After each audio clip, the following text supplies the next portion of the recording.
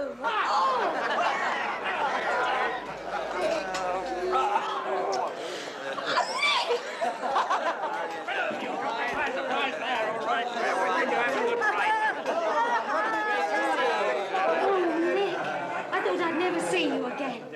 Oh, how grand you look. And you, Mother. You're getting back. Oh! But I can't wear this. Oh, it's beautiful. But supposing I was seen? Well, you could sell it. What happens if Glutton puts up the rent or gets up to his old tricks again, eh?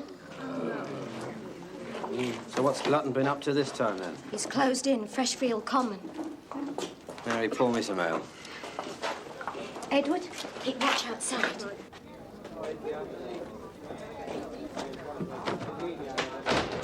You know the Common, Dick. We've always grazed our cattle there. It's ours by rights, although we've no papers to show for it. And now Glutton's just fenced it in without a what have you or by your leave. Oh, it'll go hard on some of us, Dick. There's John Radstock here. He's no land of his own.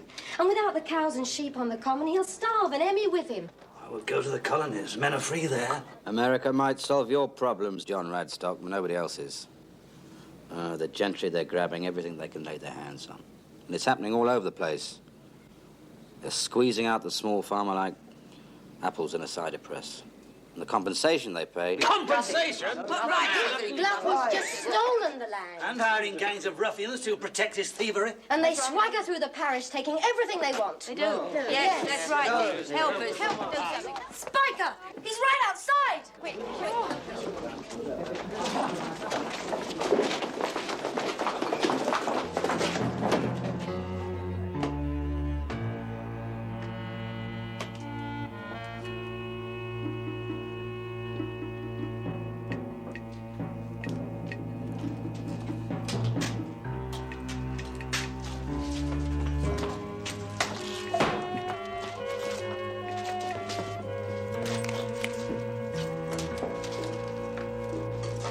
Wine.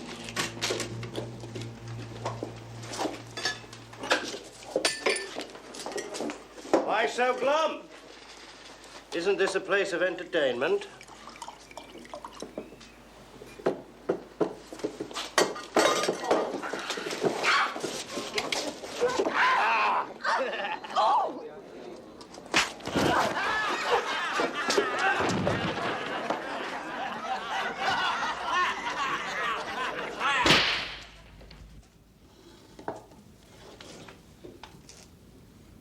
I'll give you a toast. To His Gracious Majesty, King George II. King George II! King George.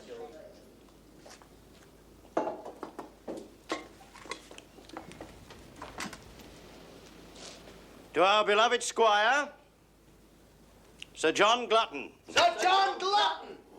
May he fry in hell.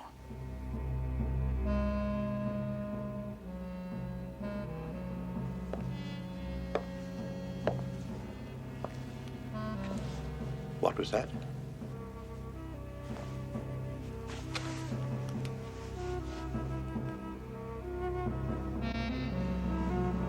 Drink.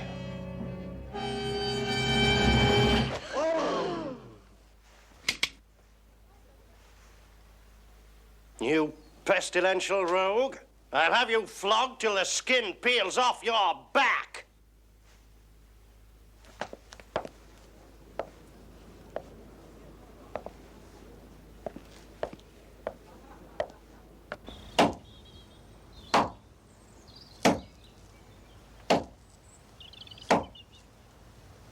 These fields here, Spiker, they'll be next. I want them ploughed up and planted with these newfangled turnips. Turnips? Yes, turnips. Turnips, Spiker. Winter feed for the sheep. What does the word sheep mean to you? Mutton. Ah, you dolt. Wool. Wool for the new manufactories. We'll double our income. We'll get rid of all these small farmers, no room for the little man in England, and we'll round off the entire estate. What do you say to that? There's a sullen spirit of rebellion in the parish, Sir John. Then squash it, man, squash it. That's what I pay you for. I think we should move with greater circumspection, Sir John. Strictly speaking, these enclosures should be sanctioned by Parliament. I mean, that is the law. Law? What you blathering about? I'm the law round here. Well, of course you are, Sir John, but the loss to the villagers of their ancient grazing rights... Rights? They ain't got no rights. No property, no rights. So get on with it. Merry England, merry England, where the oats and beans and barley. What is it now? The assizes are due in 3 days' time, Sir John. Ah, you made the arrangements, cleared out the hall? Yes, but it could be unfortunate if the villagers make a petition to the judge. Ah, he's a landowner himself. He'll eat them alive. He's a new judge, Sir John. A fellow by the name of Lambsfoot. Lambsfoot? Sounds human enough. Perhaps he's a hanging judge. That's what we need, Spike Up. A good, salutary hanging.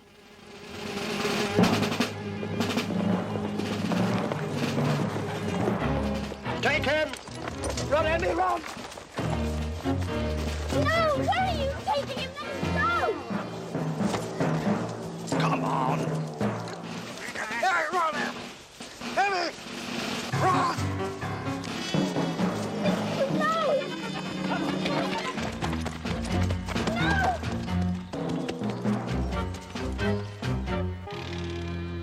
Oh, don't be afraid, Emmy. We'll get him out, you'll see. Glutton had me in Rookham once, all locked up and guarded in his dungeon. But Dick got me out. Threatened to carve his name on Spiker's throat, didn't you, Dick? This pistol's filthy. There's dirt in the pan, and the hammer's loose. Can't be. Checked them all this morning. Will you go easy with Emmy? Don't put her hopes too high. What?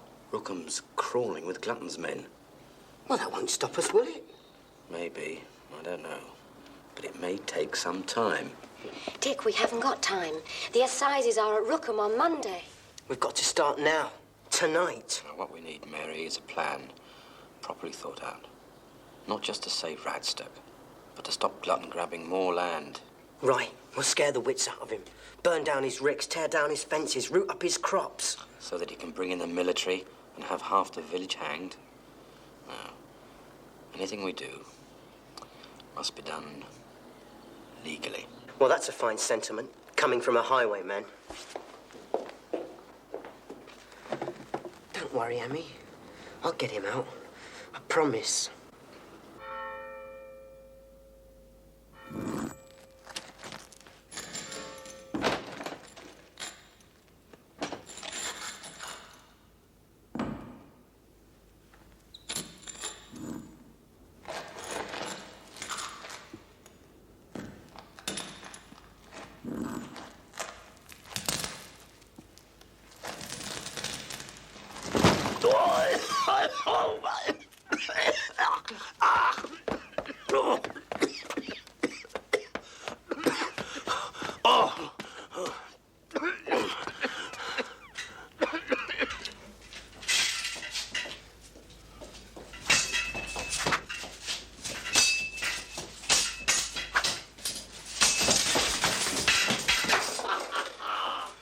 What have we here? Captain Spiker, late in the 13th Regiment of Foot, now serving as a chimney sweep. What have you found for me? Why, it's me unripe little gallows apple. You escaped me once before, lad, but this time you'll hang. Judge Lambsfoot is on his way.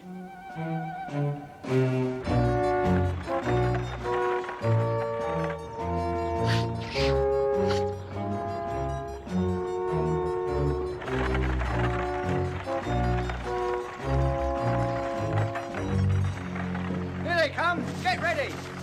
Bring the wheel over. Hurry, hurry.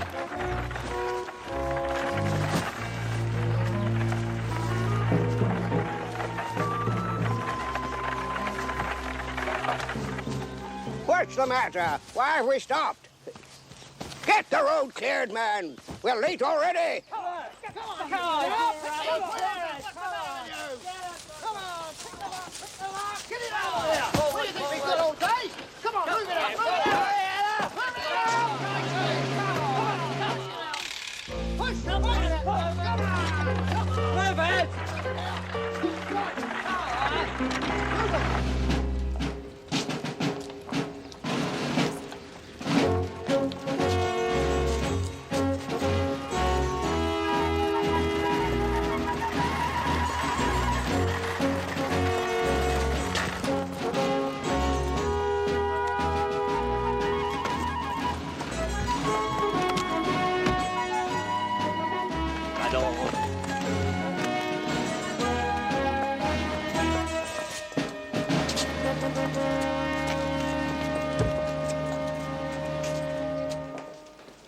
Sir John Glutton, at your service, my lord.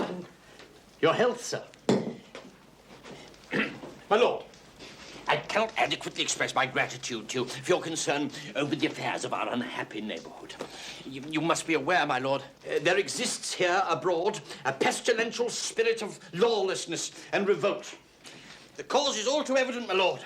Too much government from London. Too little authority where it's needed. Here, in the heart of the realm, in the country. Why, damn it, sir, if I need to blow my nose, I require an act of Parliament in order to take out my kerchief. I take it you're a Tory, sir, not one of these squinny gut wigs. No offence meant, my lord, but what these government men fail to understand is the enormity of our peril. The lower classes have lost all sense of their proper station in life. The high wages, that's what's at the root of it, my lord. High wages and over full bellies. The poorest labourer expects meat at least once a month. Tea is taken in the meanest of cottages. Nay, sir, not tea alone, but tea with sugar. And what's the outcome? Zoons, idleness, arrogance, intrigue, sedition. You'll meet these brutes in front of you in court today, sir. You must make an example of them. Hang them. Draw them and quarter them. Gibbet them alive.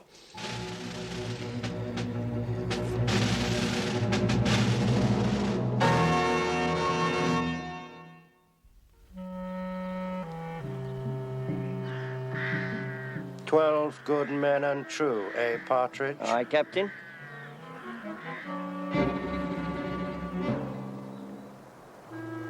Sir John has promised each of you a half-guinea. So what's the verdict? Guilty. The court will rise.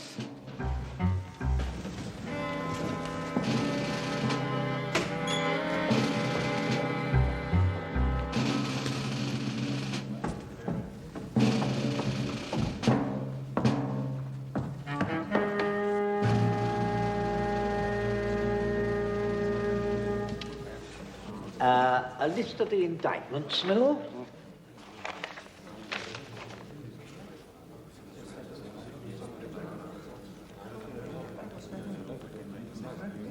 Odd. Eh? Takes his spectacles off to read. The fellow's a Whig. 24 cases. We'll be here till midnight. Mr. Clerk, send out for some wine, and for heaven's sake, keep proceedings short.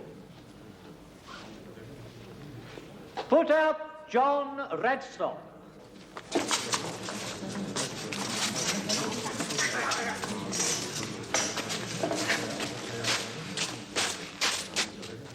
John Radstock, you are charged that on the 3rd day of April in a public place known as the Black Swan, you uttered treasonable words against His Majesty King George II with intent to give comfort and succour to the King's enemies. No, no!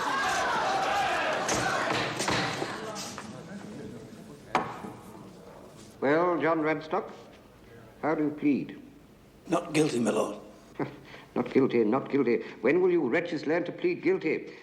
Save the court amount of time. It comes to the same thing in the end. Call the witnesses.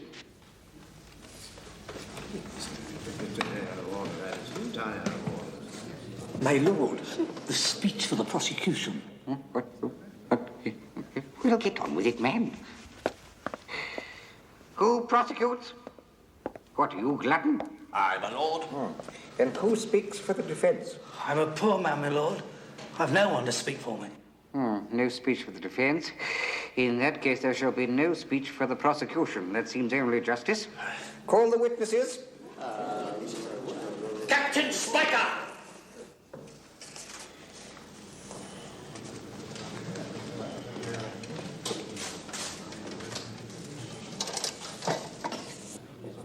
It's cloudy. Hogs will. You'll find yourself in the stocks, young man, if you can't do better than that. Now then. Hello? What is your name? Captain Spiker. Captain Spiker, my lord. Eh? You will address me by my proper title, and you will give your evidence clearly and with respect. My lord, on the night of the 3rd of April, in pursuance of my duty as steward to Sir... What did he do, Captain? What did he say? He refused the king's health. He said that the king was a damned foreigner, that he was not our rightful king, and may his soul fry in hell.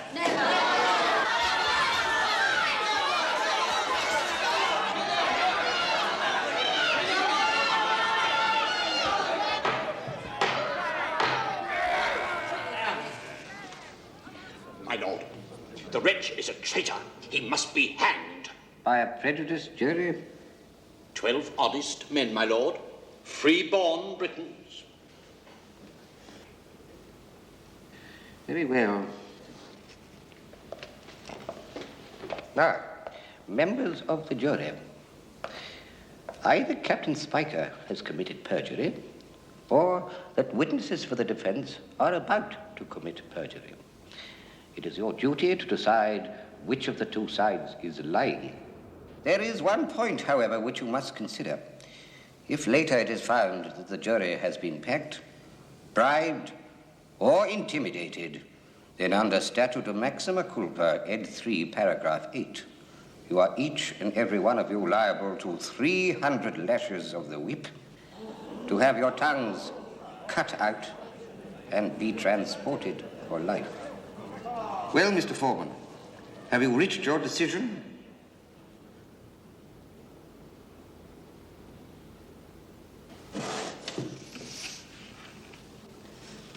Not guilty. A sensible verdict. Release the prisoner. And as a knave and jackanapes and impostor. That might very well be so. Hold up, Nicholas Smith.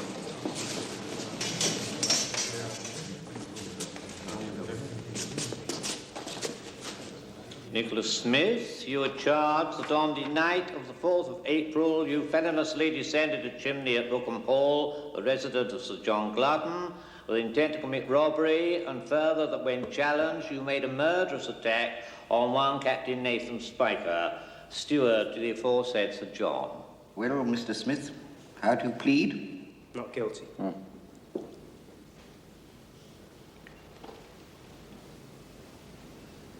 Yes, well, Glutton, I think we will dispense with your speech. We all know you want the boy hanged and quartered. Captain Spiker, step forward. Well, Spiker, your evidence. The prisoner, my lord, is an associate of the notorious highwayman Dick Turpin, a name which must surely be familiar to your lordship. Evidence to the facts, Captain Spiker, not to character. This Turpin is renowned for the courage he shows when robbing peaceful travelers, unarmed citizens, or defenseless widows. It is not Turpin who is on trial, Captain Spiker. Please keep to the point. Turpin served under my command on the Rock of Gibraltar. He's a braggart, and a coward, and a scabby poltroon. The point, Captain Spiker. If you cannot give evidence properly, then I shall have you removed from this court. The point is, my lord, that if this Swiftnick, as he is called, has returned to plague this neighborhood, then Turpin will certainly be somewhere close at hand. Very close at hand.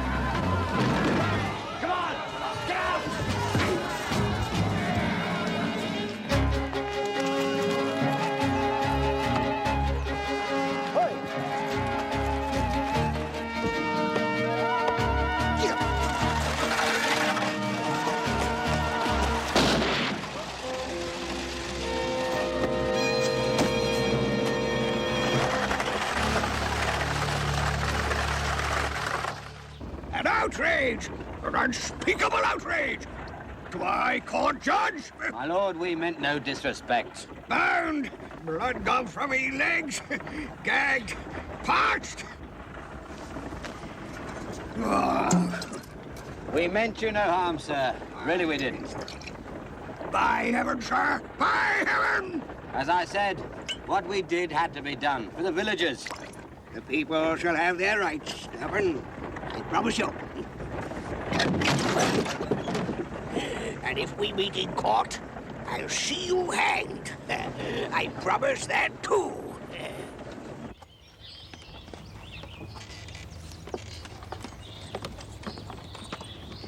Hey!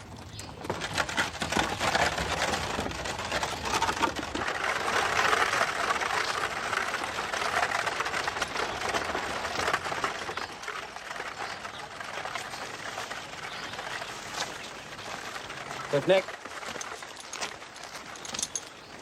SWIFTNICK.